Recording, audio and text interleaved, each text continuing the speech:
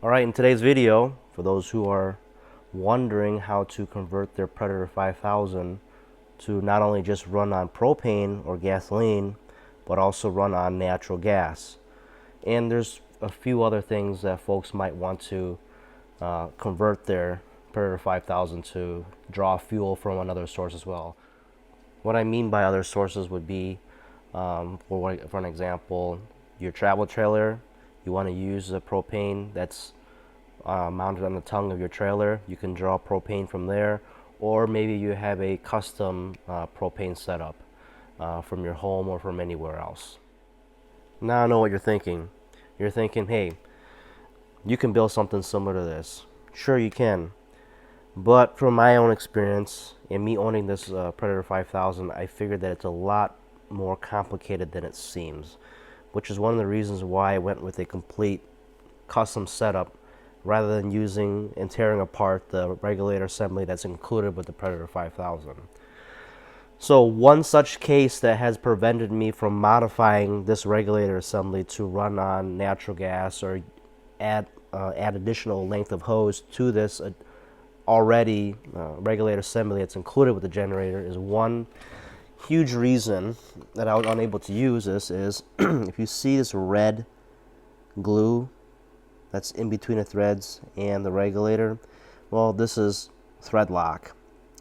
Now, from my experience with thread lock, as soon as you try to unscrew this, you will damage either the thread on this fitting or on these regulators, meaning that as soon as you tear these things apart, you're going to be damaging the threads on here. And once these threads are damaged, this is junk. All right, and in here as well, I know you can't see that, but it's hard to tear, to remove this fitting as well, to basically build your own setup to how you want it. And right here, if you notice too, it's kind of hard to see here, sorry for the camera, it's kind of hard to focus, but it's also thread locked here as well. So Harbor Freight obviously they do not want you to modify their equipment, okay? And if you want to use this generator and have it be more flexible with your setup, you would almost have to completely build your own regulator assembly from scratch, or in this case, I'm selling one here. Second reason why you want to build your own custom setup is if you want to run this on natural gas, you would have to adjust the fuel to run natural gas. So natural gas uses more fuel by volume compared to propane, which means that you would have to richen the fuel mixture going into the generator to run on natural gas. And in order to do so, you would have to have fuel adjustments on the regulator, something that this does not have. So while there is this, looks like a fuel adjustment here, but it's capped off. I tried picking at it and it wouldn't come out, and I would started to damage the plastic that's around here. So, and not only that, you would need to have a load block on top of that on the regulator. So there's an adjustment that's needed here, which this regulator has, this demand regulator has, and there's a load block here. I call this a high idle, but other folks call this the load block. So it's the second reason why you would need your own setup compared to this when you're trying to run natural gas. Third thing that you would need when running natural gas, or in my opinion propane, is that this prime button here is a nice feature to have.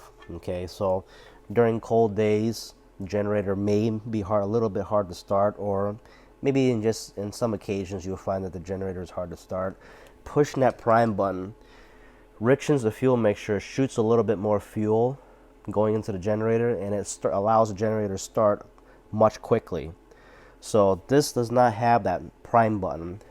This does. Okay, not only does it allow for easier starting if you need it, when you add length to this regulator, when you start it on propane or natural gas, you would need to press that button to bleed all the air from the lines in order to start the generator. Because in generator, if you don't bleed the lines, if you don't press that button, that generator is not going to start on air. Okay, so you would have to press that button or bleed the lines out of air, fill it with fuel, then the generator will start.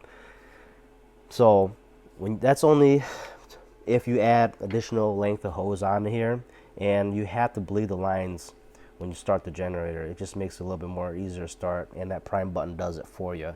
Now, let's say if you have a 25-foot line, you're definitely going to need to bleed the line if you want to start this generator, or you're just going to sit there and crank and crank and crank until it finally starts. So having that prime button is actually really nice.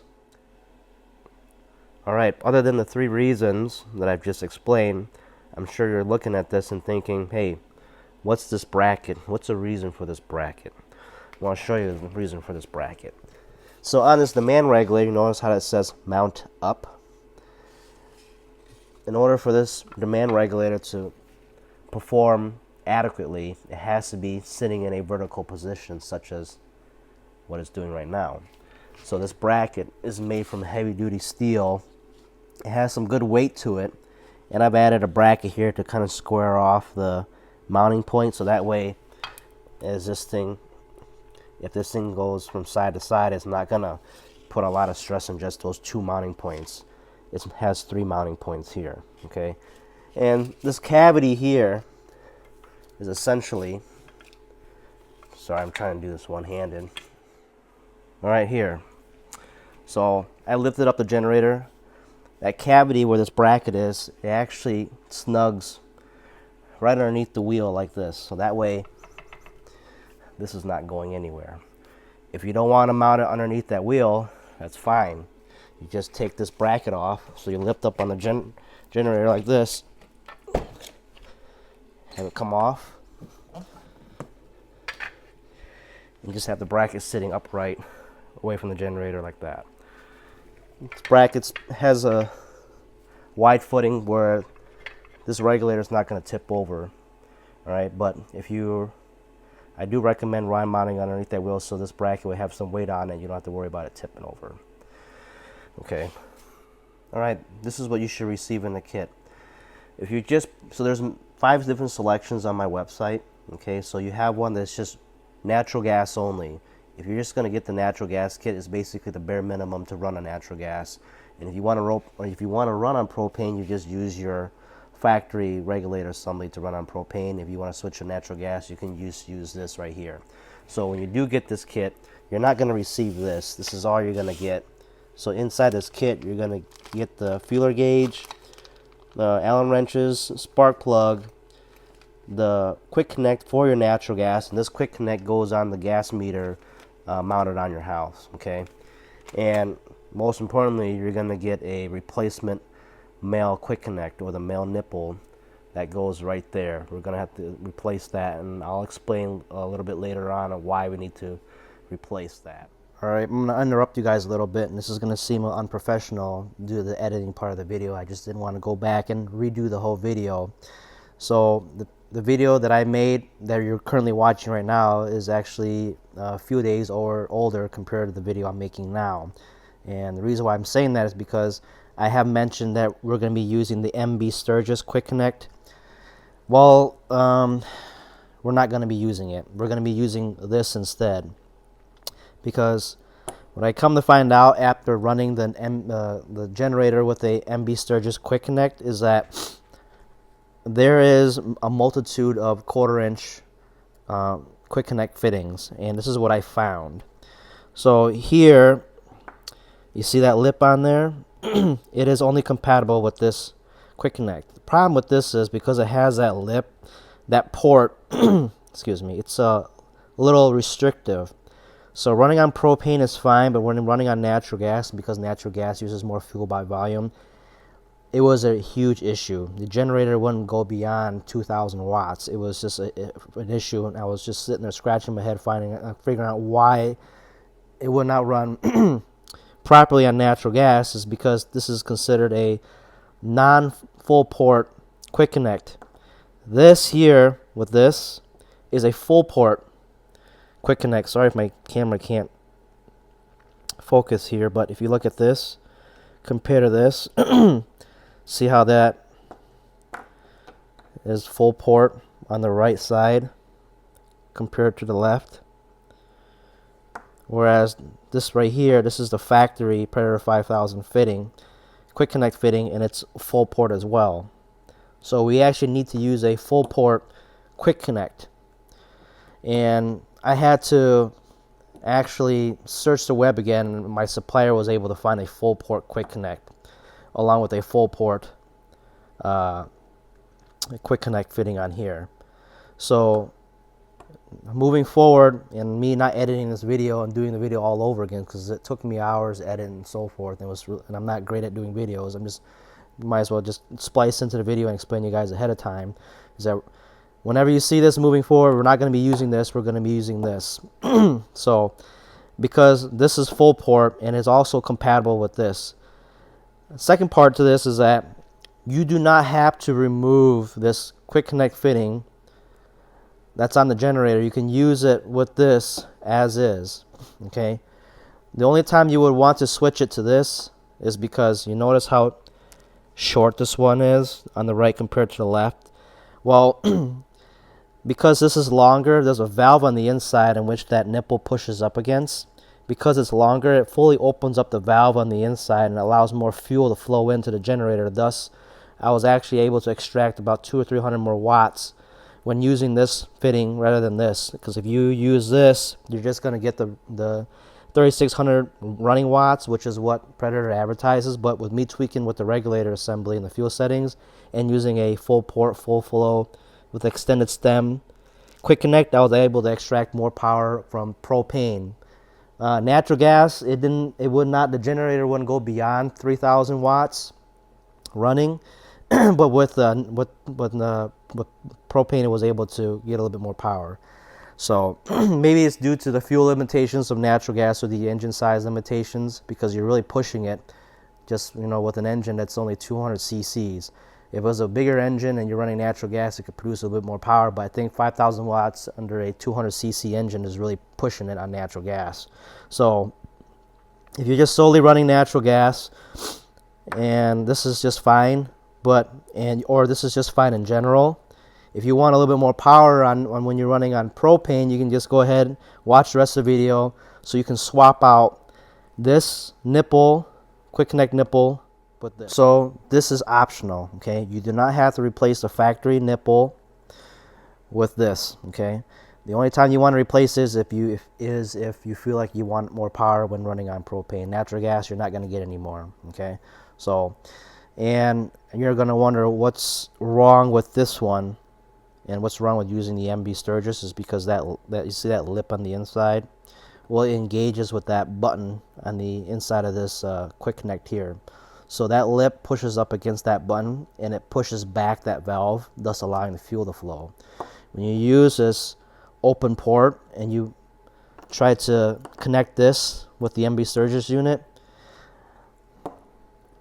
because there's no lip on the inside, it's not going to disengage that valve on there, and it's not going to allow any fuel to flow. Okay, so there are actually different kinds of quick connect on the market, and nothing seems to be standardized. Okay, so I figured, you know what, let me try to find something that's compatible with the rest of these quick connects, and that'll still work. And here's the factory regulator assembly. Even if you use, because this quick connect goes with that and this one goes with this one, if you swap it to this, right, the factory Predator 5000 quick connects on this regulator assembly will work with this longer stem. All right, it's not going to be an issue at all. Okay, so excuse me, if I'm coughing a lot, I'm a little bit under the weather, I apologize for that. But like I mentioned, this is optional, you don't have to. But I know folks that want to extract as much power again when they are running when they're running propane. All right. So also another thing I want to mention, that I know that there's a tool list in the video. You do not need a 10 millimeter deep socket. Okay, just ignore that. I didn't want to edit the video. I didn't want to spend hours doing it, and apologize for that. I'm just so busy. I'd rather not do the whole video again. So all right, we're gonna go ahead with the remaining part of the video. Okay, but now the second selection on the website will be the natural gas and propane connect kit. So that means you're going to be getting this in addition to this. Okay, So not only you'll be able to use natural gas, but you can also connect your propane tank. And this is what this does, is that this screws onto the propane tank and it has a quick connect. So you can just take this hose, right, and you connect it to this, and then you can run propane. If you want to run natural gas, you can connect it on here, and this goes to the house.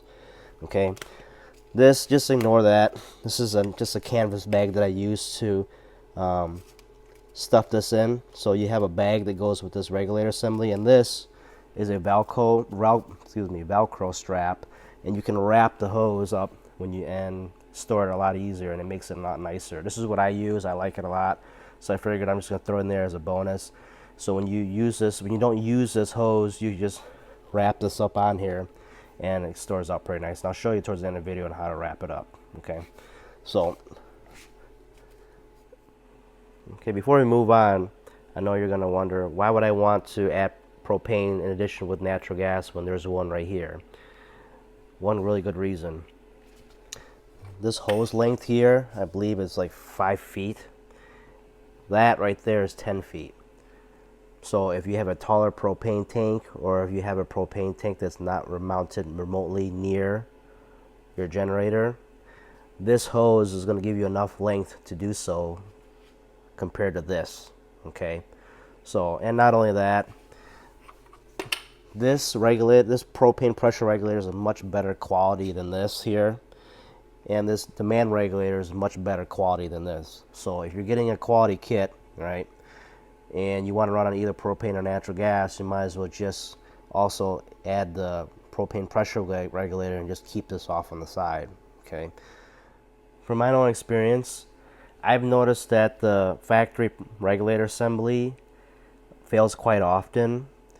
Why do I say that? I get a few emails from other customers asking if they can have me build them a replacement regulator assembly for them.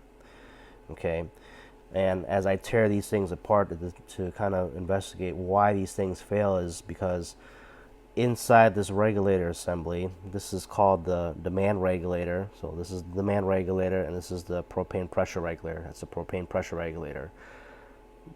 These two are separate items, okay? Even though they have, you know, they're called regulators, but they're like first and last names. Demand regulator, pressure regulator, just like first and last names, they're very different, okay? So this regulates pressure. The demand regulator regulates flow of fuel, okay? And not only that, if the generator shuts off, if this one stops fuel flow, but I wouldn't rely on it 100% for safety. You should really shut it off the fuel at the propane tank when you're not using it long term. Okay, going back to this. So these things fail because inside this demand regulator is a rubber diaphragm. During the winter, those rubber diaphragms, they start to get a little bit stiff, and over time they start to tear, or just general wear and tear. They get worn out, and they start to wear out the rubber diaphragm on the inside. Whereas on the inside of here, this demand regulator, they're made from silicone, high quality silicone. This is meant to last 20 to 25 years. These things, I don't think they're made to last as long as this. So this is an extremely high quality demand regulator compared to this, and this will fail. So in my opinion, just keep this on from the side. Don't throw it away. Whenever you want to return this thing for warranty, you will have to throw this in the box along with this for warranty. All right, just keep this off on the side. Maybe just use it as backup. I wouldn't rely on it 100%. This kit is made, and it's made very, very well with high quality components and so forth. So you shouldn't really have to worry about this thing being defective. All right, so I know I'm going to get this question, and I get it often, is this a complete tri-fuel kit? Yes, it is. It includes everything here, depending on what you select. If you select natural gas, this is what you get. If you select natural gas and propane, you'll get this bundle as well. You should not have to run to the hardware store to get anything else. Everything is included in the box, okay? And not only that, these are already pre-adjusted for fuel. You don't have to tinker around. You don't have to monkey with the fuel settings. Everything is set up for you right from the box. You just take it out of the box, you install it, that's it. Okay.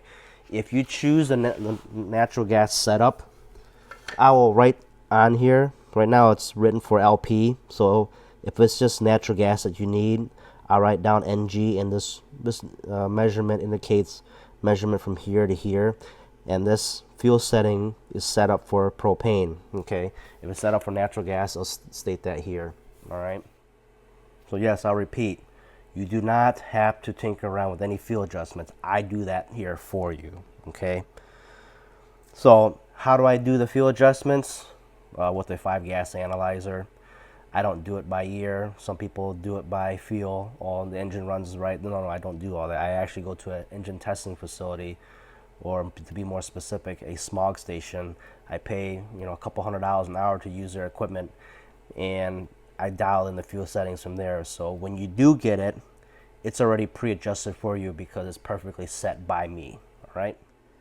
All right, bear with me. This video is getting long, but I just got to cover all this because I've been getting questions left and right. And this question here, I get highly. All right, I get asked all the time. Okay, and this question is, does this kit accommodate for 5,000 feet above sea level? How do I adjust for 5,000 feet above sea level? Is it possible? Yes, it's very possible. Okay, I have not forgotten about that when I built this kit. Okay, and this is what this feeler gauge is for. This side is for propane, this side is for natural gas. Each of these levels represents the altitude. Okay, so right now where I'm located, I'm 500 feet, between 0 to 500 feet above sea level. All right, so right now it's adjusted at level 1. If you are 2,500 feet above sea level, you will need to do the adjustments at level 2 here. Okay, 3 is at 5,000 feet above sea level, and 4 is anything beyond that. Okay, and how you use this, very easy. So when you adjust for fuel, you would have to back out this locking nut, and right here is a split lock nut, split lock washer. All right, that prevents the screw from backing out due to vibrations and so forth. So you use your Allen key here. Okay, see that there? So you put that in there and get a 1/2-inch wrench. Twist that off. You don't take it off, just get it loose. Then you can go ahead and see how that's adjusted right here, how this is butted up against, that screw is butted up against the edge of this feeler gauge. That's how you do adjustment. Now, if you're, let's say, 5,000 feet above sea level and you butt that up on here, you see that little gap down there? I'm sorry, the camera's hard to focus. These are adjusted in increments of 10 millimeters. Okay, very, very, very, very small. It's hard to see by eye, but that's how you do the adjustment. Now, if you want to run natural gas, you flip it over on this side, and you can really see how far that screw has to be backed out. Okay, and for each sea level it is, and it gets narrower and narrower. Okay, so that's how you do the adjustments for either propane or natural gas, and the 1, 2, 3, and 4 levels are for altitude. Okay, level 1, sea level. 2, 2,000 feet, 2,500 feet above sea level. 3 is 5,000 feet, and 4 is anything beyond that. Okay, it's all here. All right, I made it simple for you. All right, finally, now with the common questions all out of the way and covered, we're going to go ahead and replace this male quick connect with this. Okay, and it's going to be compatible with that. So this is the output, and that's the input. Okay, so right on here is the factory regulator assembly. It uses this quick connect type. Okay, and it's very different from this one here. I can't find this anywhere, so I had to go towards a brand that's very common. Well, not common, but a high quality brand, which is MB Sturgis. And if you can tell from the inside, they're different.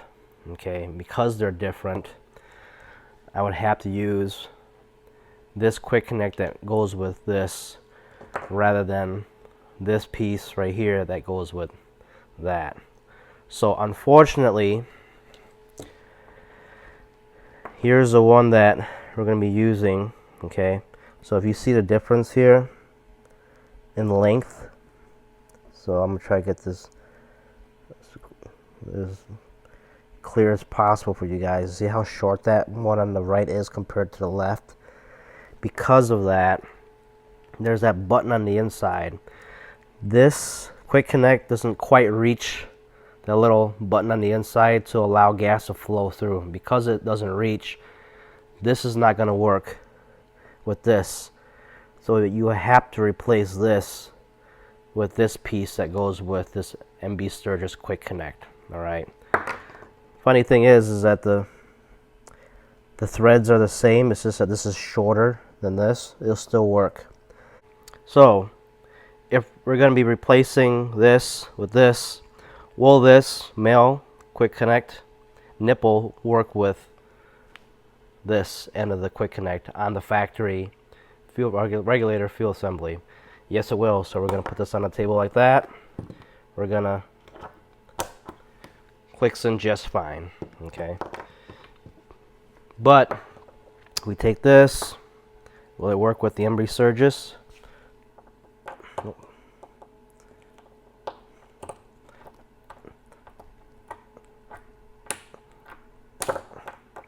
No, it doesn't. Okay, so even if you swap this over, if you replace this with this here, your factory regular assembly will still work. Okay, so no issues at all. So in order to tear into the generator to replace this with this, here's the tools needed to do so. So first we'll have, I'll most likely include a piece of thread tape for you guys, but if you don't see it, just grab a roll here or somewhere in your toolbox if you do have one. Flashlight, 14-inch deep socket, 3/8 size, 14 millimeters deep socket, 15 millimeter deep socket, 3/8 size.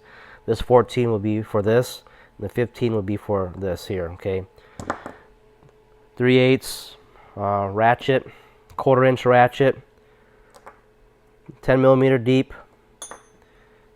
8 millimeter deep, 1/4-inch, 17 millimeter wrench, a long nose Phillips screwdriver, and a short nose Phillips screwdriver.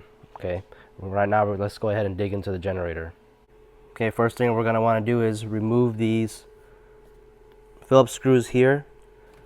There should be 1, 2, 3, 4, 5, 6 of them on there. And I already went ahead and removed these on the side. I'm going to go ahead and remove this and this. This plug here, you're more than welcome to just take this out. That way it's not in the way. Okay. And then now, after you've removed these Phillips screws, 6 of them, you're going to have to remove one on this selector knob here. And this is where your long nose Phillips screwdriver comes in handy, and it goes in here. Okay. Once you go in there, you'll feel it, you'll catch it, and it'll take only a couple turns to remove it. Okay. I'm going to go ahead and do that. All right. Got the panel off. Got the knob off. I threw everything in this bin here so that way I don't lose any screws. Now you'll see this. You have access to this, right? So just swing this panel off on the side, let it hang on, let it dangle down a little bit. Make sure not to snag any wires too as it's hanging off here. You don't want to damage anything. So go ahead and take this rubber boot off here. Okay.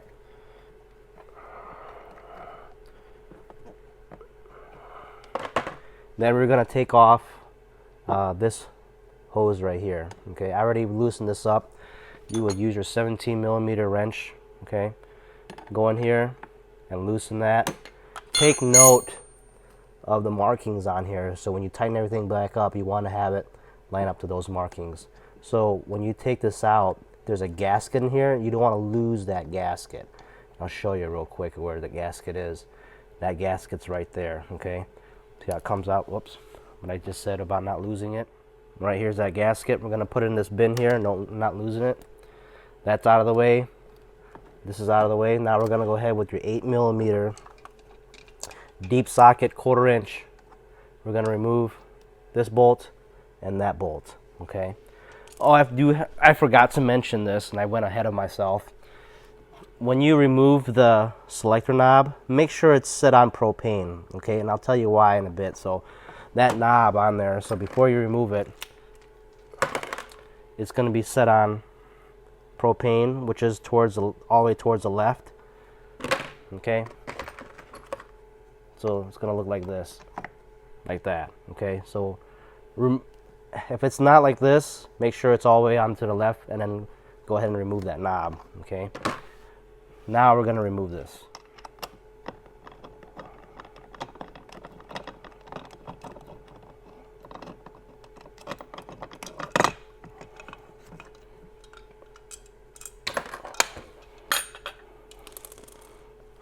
So once you have this out, okay, you turn it around and there are 4 Phillips screws.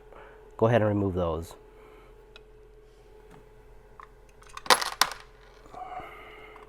And after that, remove this cover. Carefully remove this cover. So with the cover removed, remember when I said that to turn that knob, selector knob, all the way to the left position? This is why you want to move that knob all the way to the left position, because that white line there, this is a gear right here. So this gear lines up with that white line. And not only that, I'll show you why this is important, because when you have that selector knob all the way to the left, it will line up with these markings here, and that marking is very important, okay? We're going to go ahead and remove that gear. And after the gears are removed, we're going to go ahead and remove these 4 Phillips screws. Got the screws loose, left the gears like that. We're going to dump the screws in our bin, and we're going to dump this cover in there as well. Alright, now that we have this out of the generator, we're going to bring it over to our vise. And in the jaws of the vise, I have these rubber pads here. These are just scrap, not rubber, excuse me, leather pads here. They're just scrap leather that I have. You don't have to use leather. You can use shop rag or just use masking tape. And the reason why I have this masked off is because when you clamp on this, you don't want to mar up this piece here. Okay, you don't want to damage this. So now when I clamp down on this, I can clamp down on it hard without worrying about marring up this part here. Okay. All right, now that I have this clamped on the device, we're going to go ahead and remove this here. And the reason why I have this out of the generator and not having to take this while it's on the generator is because here there is blue thread lock on here. If you were to take this off while this thing was on the generator, you will most likely break that bracket which this piece is holding. So when you have it here on the vise, you're going to get a lot better grip when you tear into this fitting here, and this fitting will actually come out a lot easier when you have leverage. Okay, so we're going to go ahead and put this socket on here, and slowly, I already have this loose, but slowly back out that fitting here. Okay, so now you see all that blue thread lock. Once that's out, set this off on the side. Grab some kind of air gun or blow. You don't want all that debris in there. Then after that's set, take your replacement male nipple quick connect and screw it onto here by hand at first. Okay, when you get yours, you're gonna have thread tape already on here. Okay, just screw that. Once that's screwed on, go ahead and take your deep socket. I accidentally mentioned that it was a 14 millimeter. I lied. It's actually a 9/16. Go ahead and put that onto there, and we'll go ahead and tighten that. I forgot to mention, these threads here are not your typical threads. These are tapered threads, meaning that it's thick on this end and it's a lot narrow, and it's a lot smaller on the opposite end. So you might see that better on here.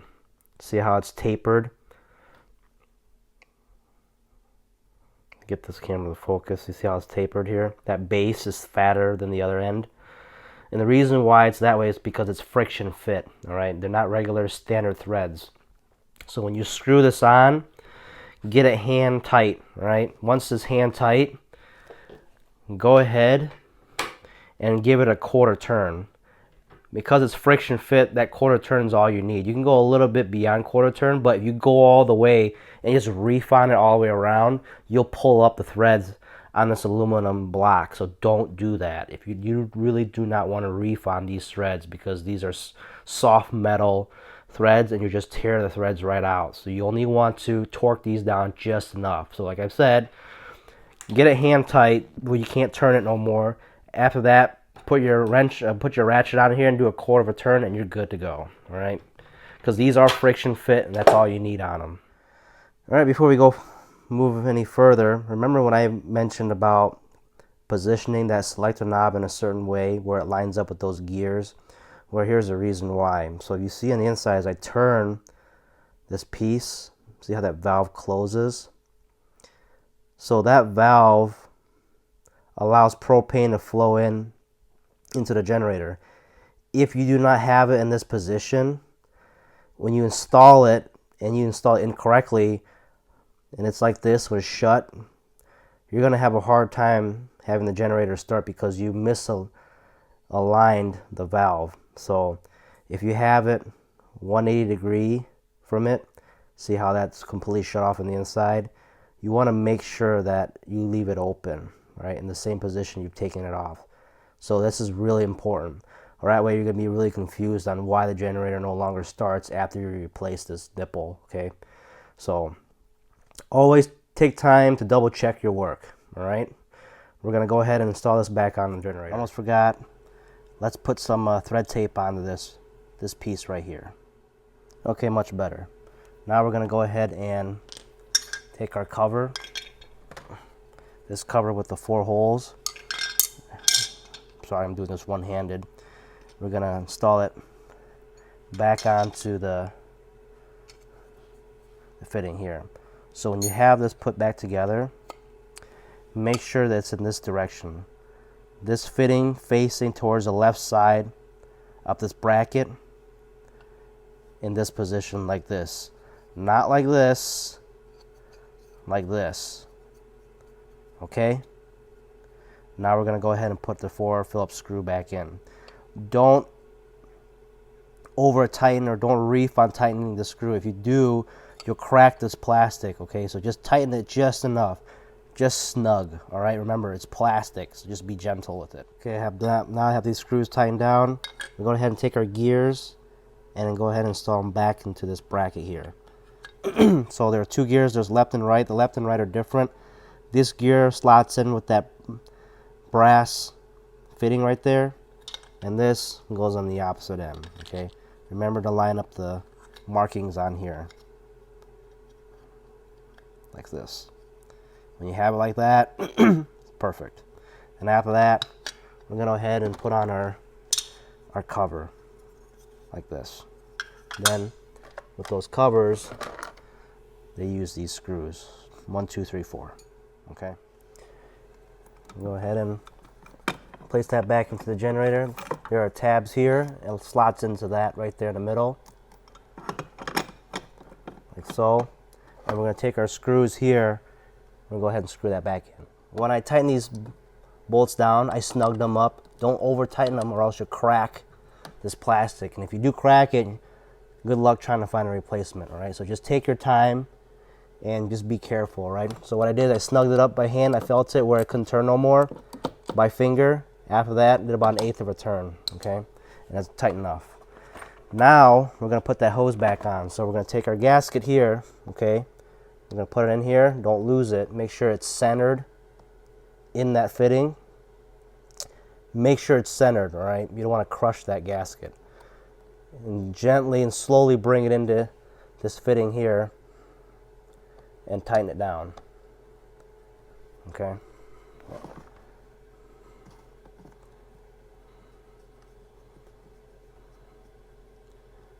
So tighten it by hand. See where it's just almost lined up to that marking there? Sorry, my camera's out of focus. We're going to take our 17mm wrench and we're going to give it 1/8 of a turn. A little bit more. All right, see how that marking's lined up? That's all you need, all right? I like how this edge here and the fittings line up with this edge here. And then we're gonna go ahead and put our rubber boot back on.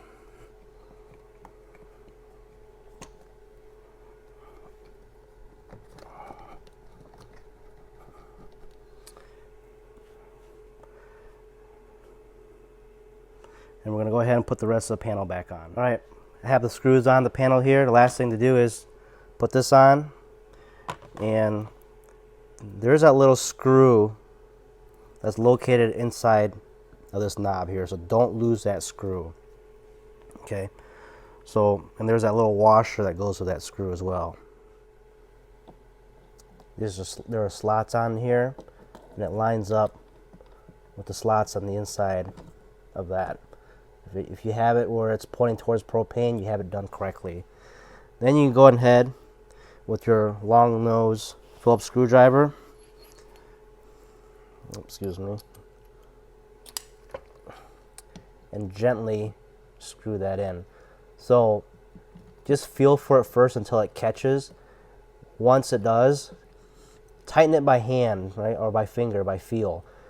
It doesn't take much for you to tighten this, and also it doesn't take much for you to strip that screw. So when you feel like it's almost tightening, don't overdo it, because if you just sit there and you crank, you'll strip that screw and this knob will fall off. Okay, so don't over tighten it, just do it by feel. Okay, I already felt that it stopped, so I was just using my finger and turning it. So now that it stopped, I'm gonna go ahead and do an 1/8 of a turn. That's it. Okay, that's all you need to do in tightening that. You don't want to over tighten that. Then after that's done, you can go ahead and put your dust cap back on here. All right, as we're wrapping up the video, I know what y'all gonna tell me. Why don't you just take your wrench and your deep socket, put it right over the fitting, and just reef on it and take it off that way? There's a reason why I don't do that. As soon as you put pressure on this and start cranking on it and removing this fitting here that's thread locked into this manifold, remember what I just showed you back there is that plastic bracket that holds everything together. As soon as you reef on that, you're going to shear that plastic right in half. Okay, it's not meant to be reefed on. You're better off just taking all this apart, taking your time, bringing it over onto the vise and taking it off that way, so that way you're not breaking anything. Okay, the last thing you want is more work. You know what, you're free to do whatever you like, but if you break something doing it just this way and you find out that you can't replace that part, I'm just going to sit and tell you I told you so. All right, you're just better off taking your time. It doesn't hurt to take your time. Last thing you want is more work. All right, this just wraps up the video. We're done installing. And the only thing I could tell you right now is if you want to run this thing on natural gas, just have it on the propane selector. It's the same thing. So if you're running propane or natural gas, just put it on that selector right there and you're good to go. All right. If there's any comments or questions, please let me know. Look into my description, leave a comment in our comment section. Give me a thumbs up, subscribe to our channel, and I'll be giving you guys more updates on this generator and other generators in the future. All right, guys, appreciate it.